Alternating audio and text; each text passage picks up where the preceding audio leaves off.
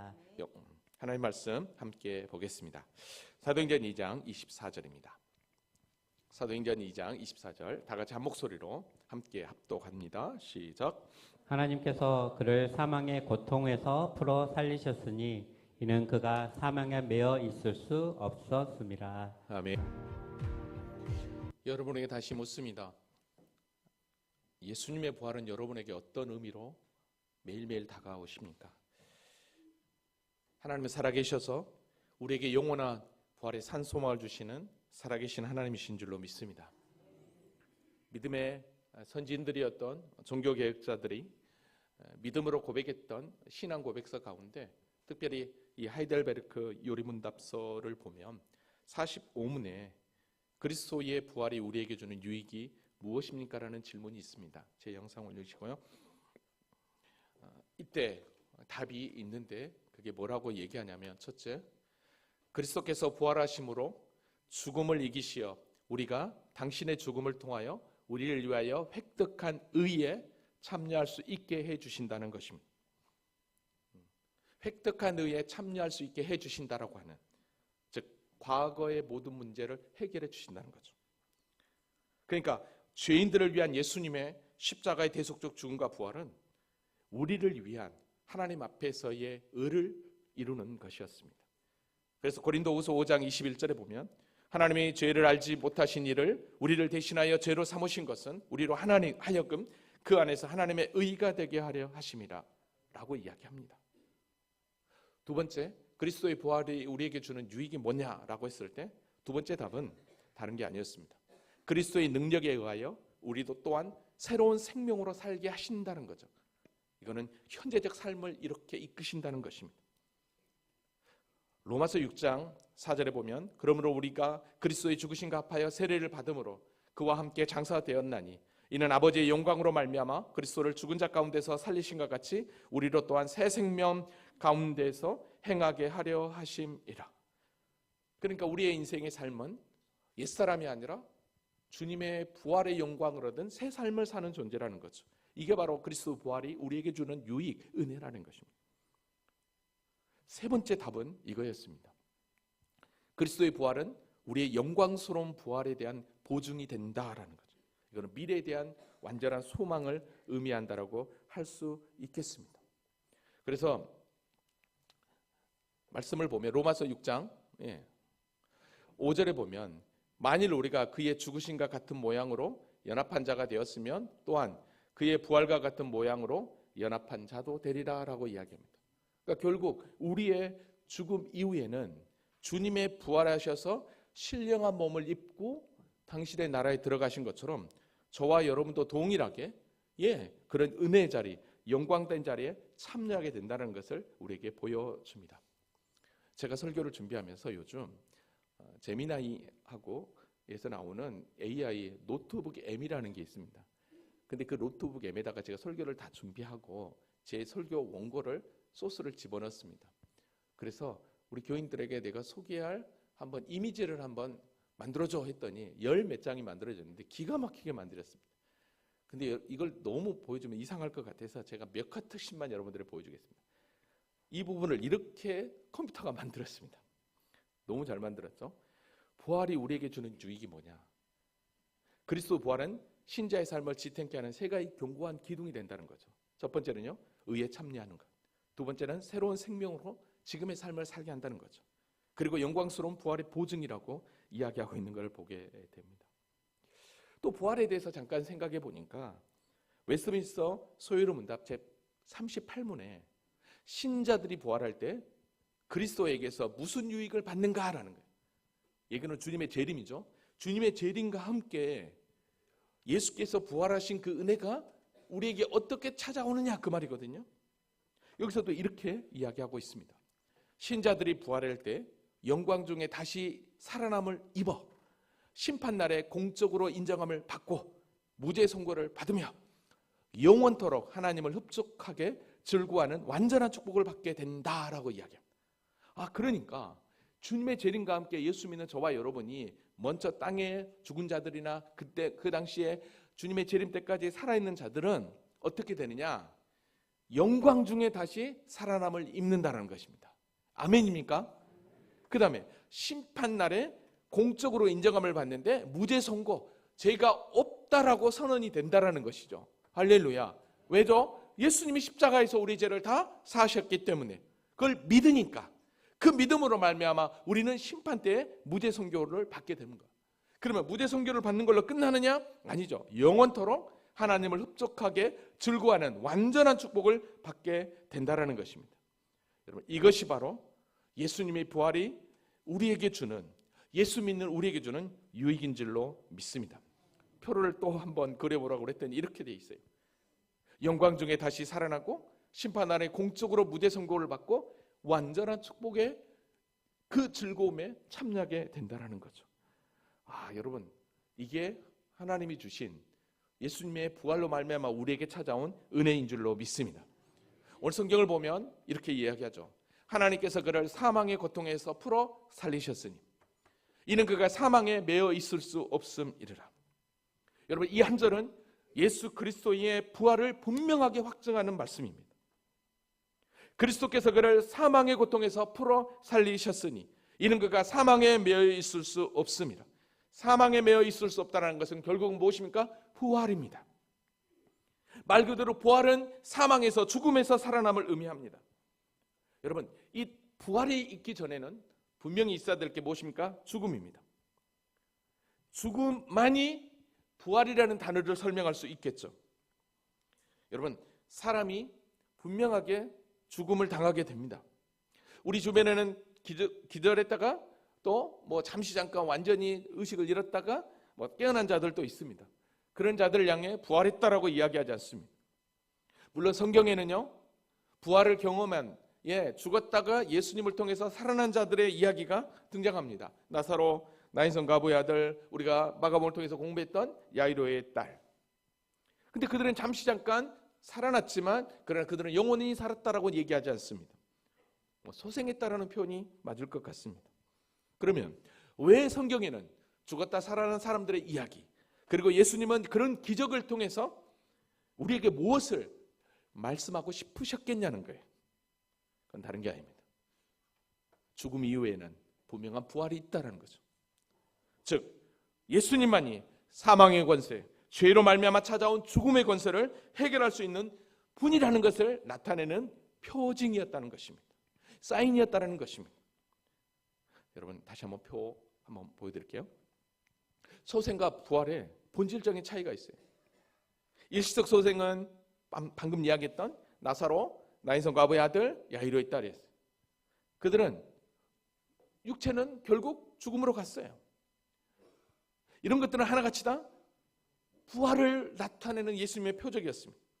그러나 예수님은 어떡합니까? 썩지 않는 신령한 몸으로 영원히 죽지 않는 사망 권세를 정복하신 분으로 소개하고 있다는 것입니다. 오늘 본문은 오순절 성령 강림 사건 이후에 마가의 다락방에서 사람들이 성령의 충만함을 받고 각 나라의 방언으로 이야기를 할 때 오순절 절기를 지키고 왔던 수많은 사람들이 자기들의 나라의 말을 하는 걸 듣고 놀래죠. 거기에는 하나님의 큰 일을 들었다, 또 때로는 어떤 사람들은 세술에 취했다. 이때 베드로가 그들을 향해 비웃는 그 현장 가운데 담대히 서서 외쳤던 설교의 한 부분입니다. 하나님이 그를 사망의 고통에서 풀어 살리셨으니 이는 그를 사망에 매여 있을 수 없음이라.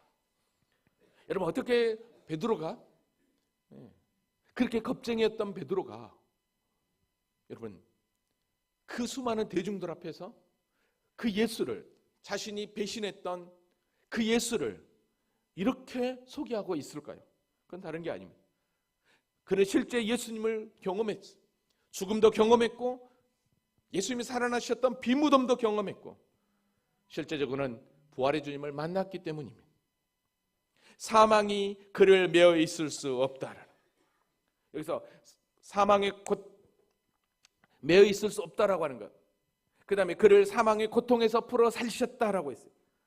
여러분, 풀어 살리셨다라고 하는 것은 예수님을 붙잡고 있는 그 결박이 풀어졌다라는 것입니다. 이는 그가 사망에 매여 있을 수 없다. 결국 사망은, 죽음은 절대로 예수님을 메울 수 없었다라는 거죠. 왜요? 주님은 하나님이셨기 때문입니다. 고린도전서 15장 55절 56절을 보면 사망아 너의 승리가 어디 있느냐? 사망아 네가 쏘는 것이 어디 있느냐? 사망이 쏘는 것은 죄요 죄의 권능은 율법이라. 사망이 쏘는 건 죄라고 그랬어요. 그러나 우리 주님은 죄를 대속하기 위하여 죄 없으신 그분께서 죽으셨지만, 그러나 그 죽음으로 죄값을 치르고 난 이후에는 어떡합니까? 당신은 죄가 없었기 때문에 결코 사망이 그를 메울 수 없었던 것입니다. 가둘 수 없었던 것입니다. 사랑하는 성도 여러분, 사망이 무엇입니까? 사망이 갇힌 곳이 무덤이죠. 그러면 무덤은 어떤 곳이냐는 거예요. 로마서 6장 23절에 보면 죄의 삭은 사망이라고 그랬어요. 즉 하나님의 생명과 영원히 분리된 상태가 곧 사망이죠. 그 사망을 가두는 곳이 무덤이고, 그 무덤은 곧 마귀들이, 어둠이, 장차 믿지 않는 자들이 갈 곳이라고 성경은 우리에게 이야기를 합니다. 그런데 여러분 그거 아십니까? 저와 여러분이 이미 예수 믿기 전에 바로 이런 삶을 살았다는 것입니다. 사망의 삶, 무덤 안에 거하는 삶. 왜요? 하나님의 생명과 분리되었기 때문에. 그리고 우리는 죽으면 영원한 지옥으로 가기 때문에 바로 마귀에게 속한 어둠의 자녀였다라는 것입니다. 그런데 우리 주님께서 그 사망을 가두었던 그 무덤을 3일 만에 박차고 일어서셔서 우리를 위해서 부활하셨다라는 것입니다. 왜요? 우리에게 진정한 부활을 우리 주님께서 주기 위함인 줄로 믿습니다. 근데 그거 아십니까? 십자가의 죽음, 십자가의 죽이는 것이, 사단은 예수를 잡아 무덤에 가두면 그걸로 자기들이 이겼다라고 생각했습니다. 근데 여러분, 이 놀라운 그들의 이겼다라고 소리칠 때 오히려 더 마귀의 머리가 짓밟힌 사건이었다는 그 사실을 아시냐고요. 창세기 3장 15절에 보면 내가 너로 여자의 원수가 되고 내 후손도 여자의 후손과 원수가 되리니 여자의 후손은 내 머리를 상하게 할 것이요. 여기서 여자의 후손은 바로 성령으로 잉태된 예수 그리스도죠. 바로 이 십자가의 사건을 이야기했던 것을 보게 됩니다. 그러니까 결국 메시아로 오신, 구원자로 오신 예수 그리스도를 십자가에 죽이기만 하면 자기들은 이긴 줄 알았습니다. 그런데 자기께 넘어간 거죠. 이게 바로 십자가의 비밀이라고 골로새서 1장 26절에 27절에 이야기합니다. 이 비밀은 만세와 만대로부터 감추었던 것인데 이제는 그들의 성도들에게 나타났고 하나님이 그들로 하여금 이 비밀의 영광이 이방인 가운데 얼마나 풍성한지 알게 하려 하심이라. 이 비밀은 너희 안에 계신 그리스도니 곧 영광의 소망이니라. 다시 한번 표를 한번 봐볼까요? 위대한 반전이 있었습니다. 사단의 계획은 십자가에 죽으면, 예수님을 무덤에 가두면 승리한 줄 알았습니다. 그런데 착각이었죠. 예수님은 죄가 없으셨기 때문에 죽음을, 무덤을 박차고 그를 붙잡지 못했습니다. 결국 부활하심으로 사단의 머리를 완전히 짓밟는, 그래서 여자의 후손을 통해서 오신 그 주님의 그 놀라운 구원의 성취가 바로 십자가를 통해, 부활을 통해 우리에게 임했다라는 것입니다. 아멘입니까? 그래서 오늘 저와 여러분이 지난 한 주간, 고난주간 특별 저녁 기도회 때 주님의 그 고난을 우리가 따라가며 묵상할 때 마지막 금요일 날 함께 보았던 십자가의 죽음도 철저하게 더 이미 구약에 예언된 그 성취대로 그대로 하나하나 되었음을 봅니다. 여러분, 고난도 주님이 성경에 예언한 대로 되었다면 예수님의 부활도 마찬가지입니다. 오늘 베드로의 설교 가운데 사도행전 2장에도 나타나게 되는데요. 사도행전 2장 29절부터 보면 형제들아 내가 조상 다윗에 대하여 담대히 말할 수 있노니 다윗이 죽어 장사되어 그 묘가 오늘까지 우리 중에 있도다라고. 다윗은 죽어 장사되어 그 묘가 오늘까지 있대요. 근데 그는 선지자라 하나님이 이미 맹세하사 그 자손 중에서 한 사람을 그 위에 앉게 하리라 하심을 알고 미리 본 거로 그리스도의 부활을 말하되, 미리 봤다라는 거예요. 그러니까 영안을 열어서 우리 주님께서 다윗에게 보여준 거예요. 이 부활의 이 영광을. 어떻게 해요? 그가 음부에 버림이 되지 않고 그의 육신이 썩음을 당하지 아니하시라 하시더니, 그랬는데 어떡합니까? 정말로 이 말씀대로 이 예수를 하나님이 살리신지라. 아멘. 우리 주님이 살렸다라는 것입니다. 그러면서 우리가 다 이 일의 증인이다라고 얘기합니다. 여러분, 증인은 예수님을 그대로 반사해내는, 복음을 그대로 증거하는 자들을 증인이라고 얘기합니다. 그래서 바울도 복음을 받아들이고 그가 1차, 2차, 3차, 4차 전도여행을 떠나면서 온전히 증거했던 그 복음은 다른 게 아니었습니다. 주님의 십자가와 그 부활의 복음이었습니다. 사도행전 13장에 가보면 비시대 안디옥 설교에서 이렇게 나타납니다. 다른 시편에 이르시되 주의 거룩한 자로 썩음을 당하지 않게 하시리라 하셨느니라. 주의 거룩한 자로 썩음을 당하지 않게 하시리라 하셨느니라. 그게 성체죠. 다윗은 당시에 하나님의 뜻을 따라 섬기다가 잠들어 그 조상들과 함께 묻혀 썩음을 당하였을 때, 그러나 하나님께서 살리시는 이는 썩음을 당하지 아니하셨다라고 얘기합니다. 그렇습니다. 예수 그리스도만이 부활의 참 생명을 얻은 자였다라는 것입니다. 이걸 보면 초대교회가 부흥하고 성장하는 모든 과정 가운데 예수 그리스도의 십자가와 그 부활은 참된 복음을 증거하는 가장 기본이 되는 교리와 능력이 되었던 것을 보게 됩니다. 그래서 우리는 고린도전서 15장을 부활장이라고 이야기합니다. 여러분, 고린도전서 15장은요, 우리에게 있어서 부활이 무엇인지를 분명하게 소개합니다. 고린도전서 15장 1절에 2절 말씀 다 같이 한번 읽어볼까요? 시작. 형제들아, 내가 너희에게 전한 복음을 너희에게 알게 하노니 이는 너희가 받은 것이요 또 그 가운데 선 것이라. 너희가 만일 내가 전한 그 말을 굳게 지키고 헛되이 믿지 아니하였으면 그로 말미암아 구원을 받으리라. 아멘. 내가 너희에게 전한 복음을 너희에게 알게 하노니, 내가 너희에게 전한 복음이라고 그랬어요. 그러면서 뭐라고 얘기합니까? 너희가 만일 내가 전한 그 말을 굳게 지키고 헛되이 믿지 아니하였으면, 즉 내가 전한 복음을 굳게 지키고 헛되이 믿지 아니하였으면 그로 말미암아 구원을 받을 거라고 얘기해요. 그러면 바울이 전한 그 복음, 그것을 굳건히 지키고 헛되이 믿지 않고 그로 말미암아 구원을 받는다는 그 복음이 무엇이냐? 그게 바로 이제 3절 4절입니다. 내가 받은 것을 먼저 너희에게 전하였느니 이는 성경대로 그리스도께서 우리 죄를 위하여 죽으시고 장사 지낸 바 되셨다가 성경대로 사흘 만에 다시 살아나사. 아멘. 그러니까 바울이 전한 복음의 실체는, 그리고 그 복음을 듣고 굳게 지키고 헛되이 믿지 않으면 구원을 받는다라고 하는, 우리 주님께서 말씀하셨던 것처럼 나를 믿으면 구원을 받는다라고 하는 그 놀라운 구원의 진리를 이 부활과 함께 초대교회 믿음의 선진들은 열심히 선포했던 것이죠. 여러분, 예수님은 분명 무덤 속에 잠드셨습니다. 그리고 무덤의 돌문은 철저하게 임봉되었습니다. 그걸로만 끝나는 게 아니라 군사들까지도 그의 예수님의 무덤을 지켰습니다.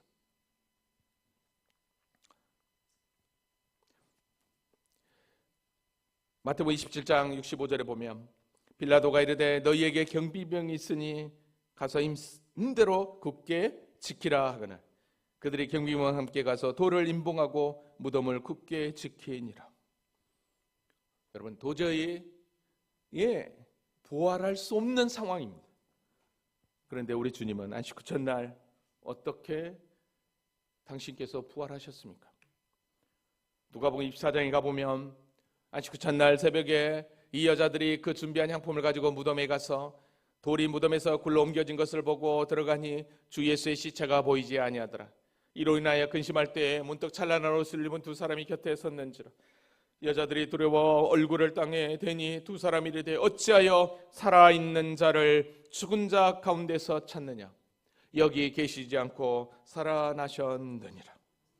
그렇습니다. 이렇게 부활은 분명합니다. 그리고 빈 무덤이 주님의 부활을 분명하게 증언했습니다. 그리고 부활을 만났던 그 모든 증인들이 예수님의 부활을 증거했습니다. 근데 고린도서 15장 12절에 13절에 보니까 어떻게 됩니까? 그리스도께서 죽은 자 가운데서 다시 살아나셨다 전파되었거늘 너희 중에 어떤 사람들은 어찌하여 죽은 자 가운데서 부활이 없다 하느냐? 왜 부활이 없다고 하는 거예요? 만일 죽은 자의 부활이 없으면 그리스도도 다시 살아나지 못하셨으리라 라고 얘기합니다. 그래요, 주님의 부활은 이미 죽은 자에게 부활이 있었기 때문에 그 죽음에서 다시 살아난 것이죠. 그래서 고린도전서 15장 20절에 보면 이렇게 얘기합니다. 그러나 이제 그리스도께서 죽은 자 가운데서 다시 살아나사 잠자는 자들의 첫 열매가 되셨다라고 얘기합니다. 잠자는 자들의 첫 열매가 되셨다, 즉 부활의 첫 열매가 되셨다는 거죠. 그러면 부활의 첫 열매가 된다고 한다면, 여기서 굳이 첫 열매라고 썼다고 한다면 두 번째, 세 번째 열매도 있는 것이죠. 그러면 두 번째, 세 번째 열매는 누구겠냐는 거예요.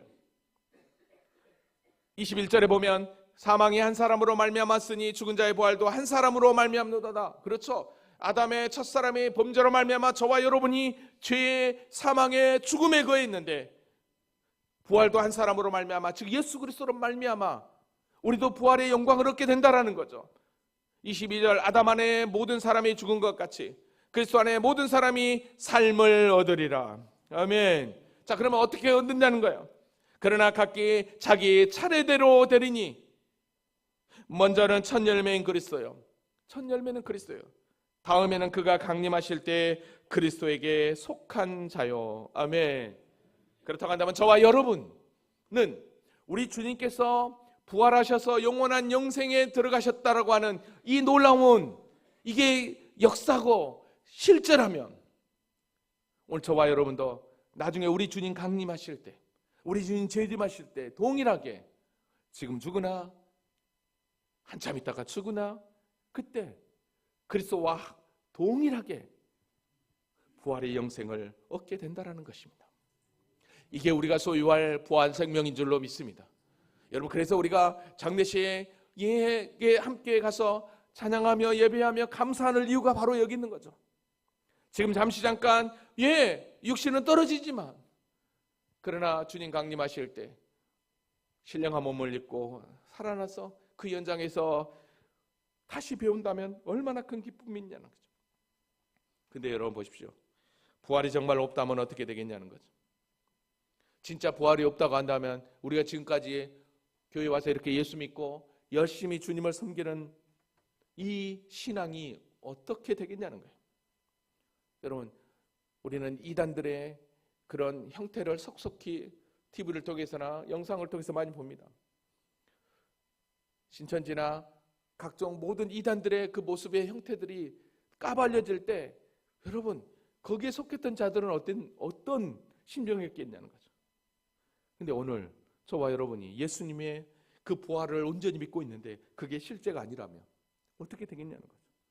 그래서 사도 바울은 이렇게 이야기합니다. 그리스도께서 만일 다시 살아나지 못하셨으면 우리가 전파하는 것도 헛것이요 또 너희 믿음도 헛것이면, 당연하죠. 이거 뭐야? 이게 내가 지금 헛구만 쫓아다녔네? 17절 볼까요? 그리스도께서 다시 살아나신 일이 없으면 너희의 믿음도 헛되고 너희가 여전히 죄 가운데 있을 것이다. 당연하죠. 주님이 다시 살아난 일이 없으면 여전히 우리는 죄 가운데 있었을 것입니다.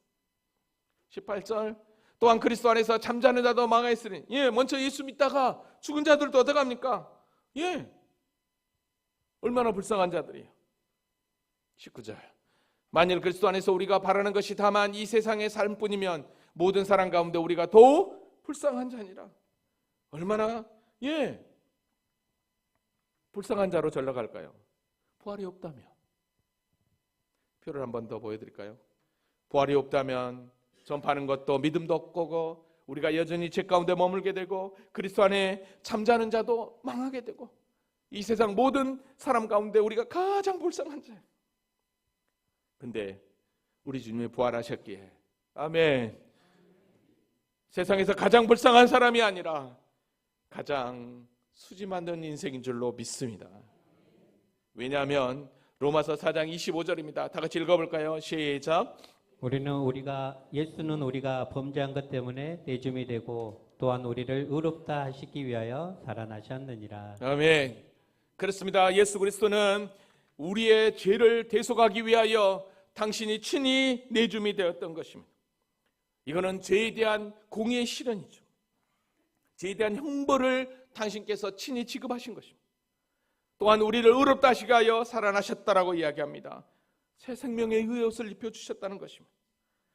여러분, 그러니까요, 부활은 단순히 다시 살아나는 것으로만 끝나는 게 아닙니다. 이제는 더 이상 썩지 않을 영원한 영광 가운데 저와 여러분을 인도한다라는 것입니다. 그래서 고린도전서 15장 51절에서 53절에 보면, 보라, 내가 너희에게 비밀을 말한다. 우리가 다 잠잘 것이 아니요 마지막 나팔에 순식간에 호련히 다 변화되리니, 주님의 재림 때죠. 나팔 소리가 나며 죽은 자들이 썩지 아니할 것으로 다시 살아나고 우리도 변화되리라. 이 썩을 것이 반드시 썩지 아니할 것을 입겠고 이 죽을 것이 죽지 아니함을 입으리로다. 그러니까 오늘 저와 여러분이, 종국에는 예수 그리스도가 사망에서 일어나, 무덤에서 일어나 썩을 몸이 된 게 아니라, 썩어진 게 아니라 영생의 몸을 입고 부활하셔서 하나님 영광에 임한 것처럼, 우리도 동일하게 우리 주님처럼 신령한 몸을 입고 그 영원한 영광 안에 들어가게 된다라는 것입니다. 아멘입니까? 표를 잠깐 보면 너무 멋지게 그려져 있죠. 원문을 어떤 이렇게 멋지게 표현을 했어요. 썩지 않는 몸, 현재의 육신 어때요? 썩을 몸, 죄를 지을 수밖에 없는 상태, 죽음의 이름터를 달고 살아가는 현실이에요. 그러나 부활의 몸은 어떡합니까? 썩지 않고 영원한 영광 가운데 들어가게 된다는 거예요. 여러분, 예수 믿는 게 얼마나 큰 은혜고 얼마나 큰 축복인지요. 할렐루야.